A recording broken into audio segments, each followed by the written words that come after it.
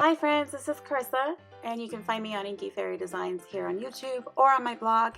Today I am with Wow Embossing Powder, and I'm going to share with you this beautiful happy birthday card that I created using some embossing powders and watercolors.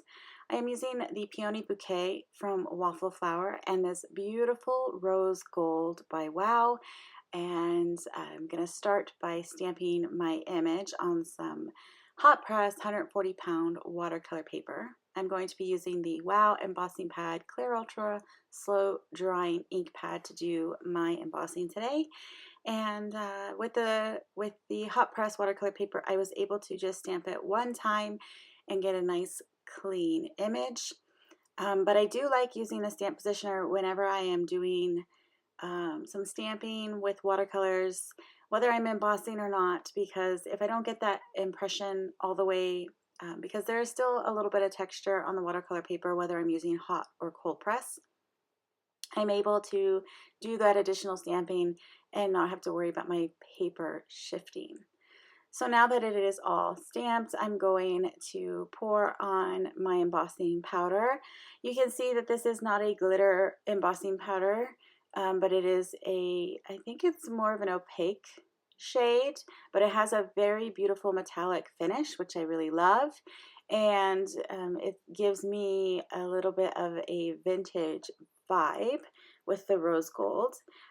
This rose gold is absolutely beautiful. I love rose gold jewelry, rose gold everything. My planner is rose gold, and this color definitely did not disappoint. It has that little bit of pink undertones to it, but a beautiful metallic finish.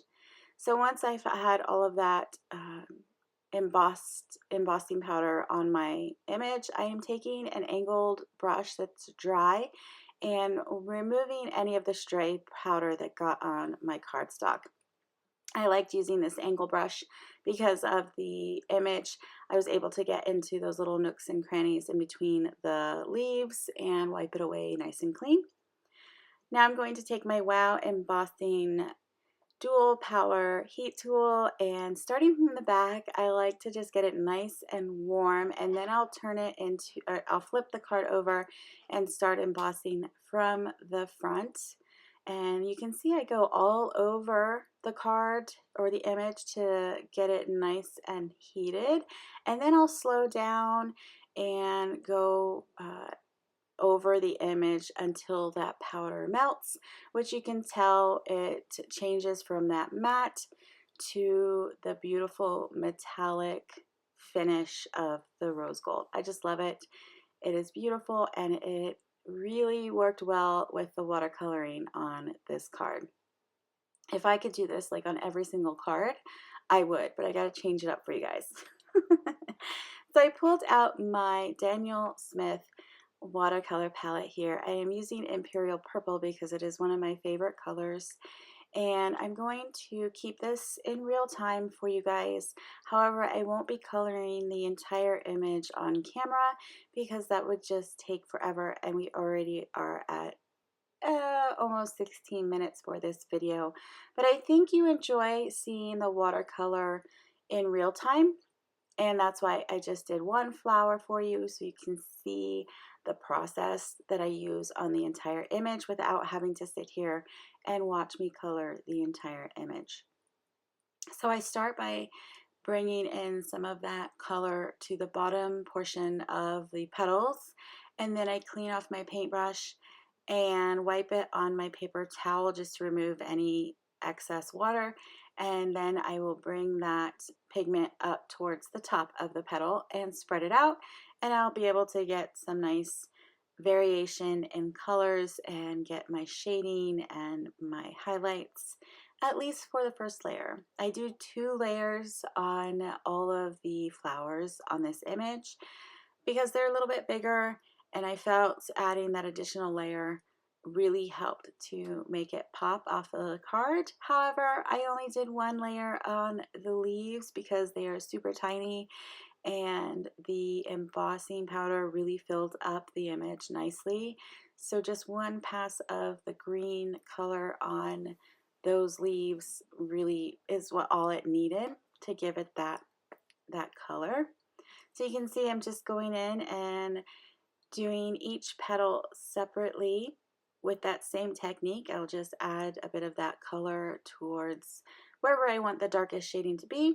I'll clean off my brush, wipe it off on my paper towel, and then draw out or pull out that color towards the white area on that petal.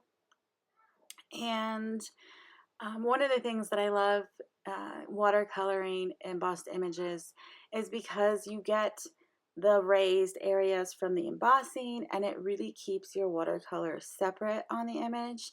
So I don't have to worry about if I'm coloring next to another part that I just colored, because it's not going to bleed and run into it. The embossing acts as a barrier and keeps that color where I want it. So I'm able to do a whole image all at once, and I don't have to jump around or heat set it in between. So it's really nice. Plus, this color just really adds a really nice contrast because it is a rose gold. It's just really, it kind of just pops against the purples that I use in the image. So once I'm done with this flower, I will go ahead and move on to the leaves in the image, which there aren't much, and they were very, very simple to color. So you can see I've finished all of the flowers here, and now I'm coming in with the green, which I believe I used the Terra Verte, or maybe, yeah, the Terra Verte green, which is a really deep, rich green, and I think it complements the purple that I used really well. And like I said, you don't see very much of it. The leaves really, the embossing powder kind of shines through on those parts of the image. On the bigger leaves towards the bottom, you definitely can see the green a bit more. So here my image is dry now, and you can see I still have quite a bit of variation on the petals, but I wanted to deepen up the bottom of the petals where it would be darker. And so I'm going to do that same technique where I just lay down that pigment right at the bottom, and now I'm going to pull it up with my paintbrush and just let it, I'm adding a little bit of texture to it, so I'm not smoothing it completely out, and just letting it kind of glaze over top of the first layer of paint that I have on the bottom. And so like I said, I'm just doing this on this floral portion here, and then the same thing I will do for the rest of the image off camera.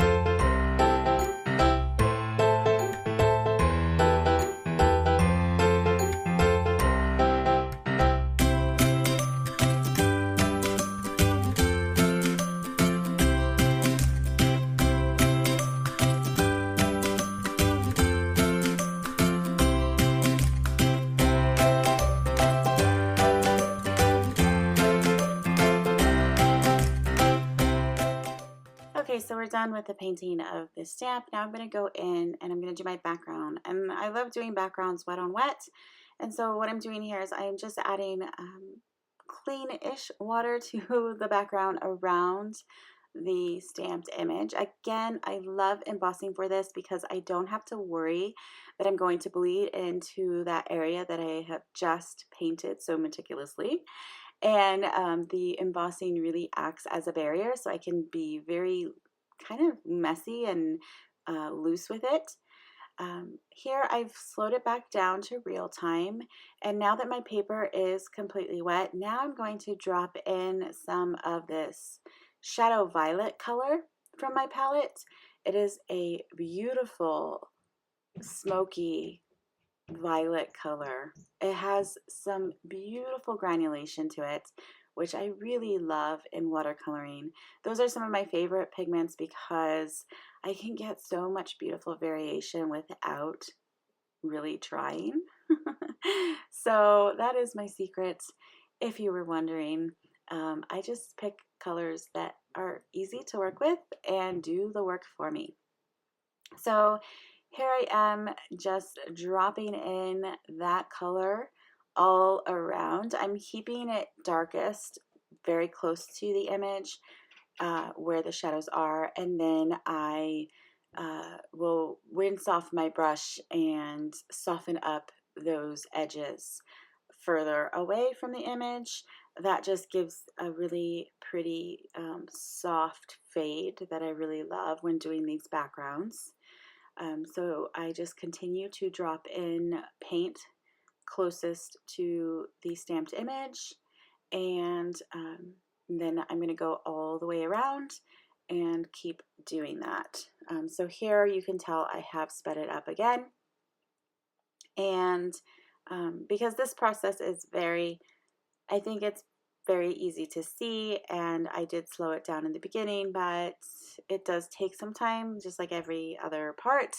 But I wanted you to see the entire portion of the background because I think it really just adds to the style and the soft feel to the card. So here is where I rinse off my brush, and I'm just going around the edges and softening that up.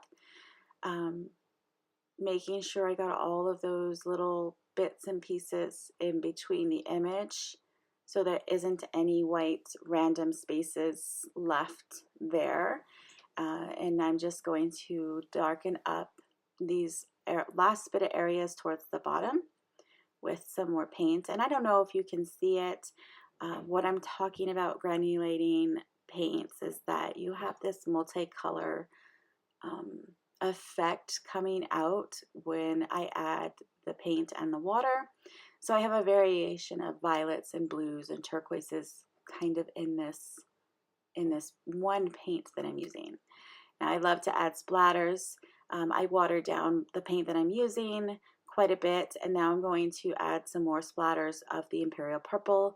That is what I painted the flowers with, just to give my whole card background some general cohesiveness to what I painted earlier. I took a simple die cut, a rectangle die stitched frame and cut that out, and it helps with the little bit of warping that you will get when you use a lot of water like I do in painting. I went with a simple script happy birthday from a different set, but also by Waffle Flower. And I am lining that up on my card in my stamp positioner again. And then I will ink that up with some Tsukineko VersaClair ink in Nocturne. I love this ink for stamping my sentiments. I think it's great. Just it gives a really crisp image, and I don't generally have to stamp it twice, which is really nice. So I'm just going to press that down. And I've kept this card very simple because we did all of that beautiful watercoloring, and the embossing just really adds that dimension to it.